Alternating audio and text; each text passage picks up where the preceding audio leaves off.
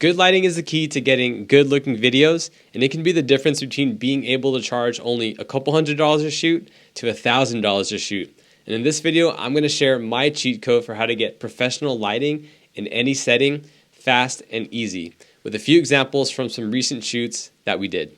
Let's start with gear. The only things that you absolutely need are a fairly strong key light, a large softbox, and a heavy-duty light stand. Something like an Aperture 120D or a Godox VL150 is enough for a lot of situations, but I think that's worth it to invest in a 300-watt light like the Aperture 300D or a Godox VL300 for more versatility. When it comes to the softbox, the larger it is, the softer it's going to be, and the more flattering it's going to be on your subject. And so I suggest getting a 48-inch one or a 60-inch one. A larger softbox will also light up multiple subjects better. If you're interested in my exact key light setup, all the links are down below. When I walk into a new space, I'm taking note of where all the ambient light is coming from. So whether that's the natural light coming from the windows or it's building lights. And many videographers and filmmakers' first inclination is to turn off all the building lights and to try to block off the natural light so that they can have more control of the lighting. But when you do that, you now need to light up the space with your own lights, and that just takes up too much time and a lot more gear. So when you're pressed for time, you need to ask yourself a couple of questions. The first is, what is the best composition that I can get for this shot?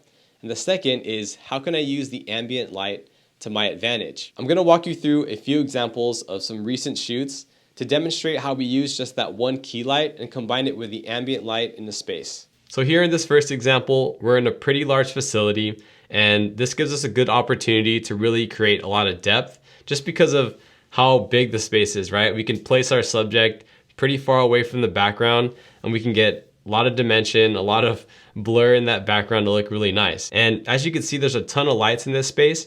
If we turned all those off, it's going to be really dark, and then we'd have to fill up this huge space with our own lights. Really just not a good idea. Go back to the two questions we need to ask ourselves. How can we find the most interesting composition for this shot? And how can we use the ambient light to our advantage? First thing that we notice in this frame is those lights above our head on the ceiling, right? And on the back wall. They're in a really cool, interesting shape. And they're leading lines that lead to her. Really good compositional technique. We also have the lights on the wall.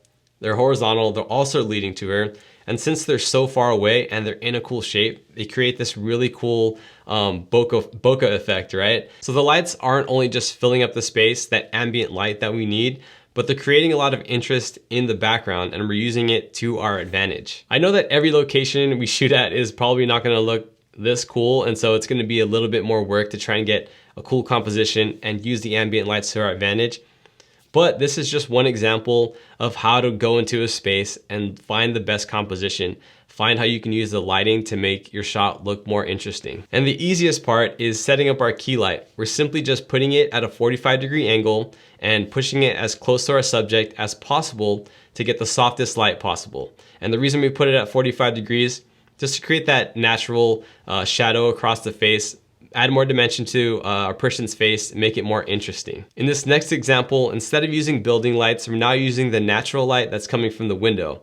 And when it comes to window light, I like shooting it perpendicular to our subject and the direction we're shooting.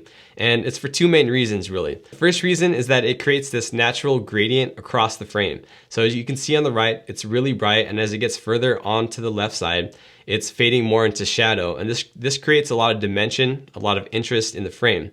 And the second reason is that since we have that window light, we can now place our key light on the same side and have it light up our subject. And this makes it look really natural, really authentic, and almost like there's not even a video light there, and it's only the window light lighting up our subject. But if we didn't have the key light on, our subject wouldn't be lit up as nicely.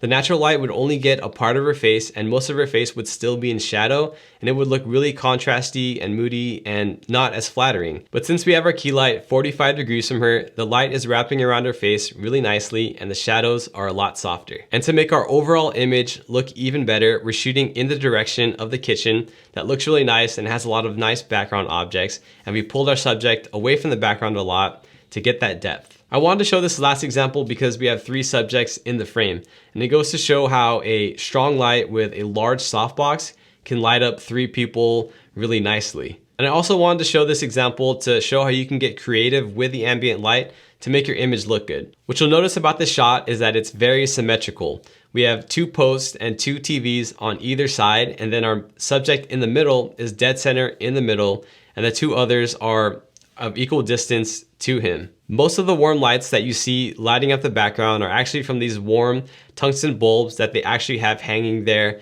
in that space.